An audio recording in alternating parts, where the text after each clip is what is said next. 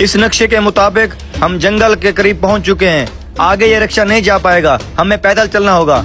ठीक है, अबे तो रक्षा सीट पे लगा, फिर हम साथ में चलते हैं।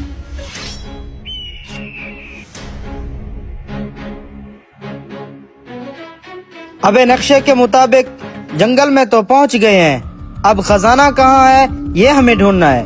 अब हमें इस जंगल में इन दरख्तों को ढूंढना है। अगर ये दरख्त हमें मिल गए तो समझो खजाना मिल गया। चलो।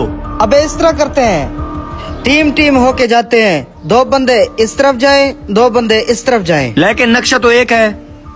हाँ ये बात तो सही है, इकट्ठे चलते हैं। चलो चलो। अबे इस जंगल का ठेका हमें दिया गया है, अब इसका हिफाजत करना हमारी जिम्मेदारी है। ओके बॉस, अब यहाँ इंसान तो इंसान, परिंदा भी पार नहीं मारेगा। अब होशियार रहना। अरे ये देखो हमारे जंगल में कौन आ गया, पकड़ो।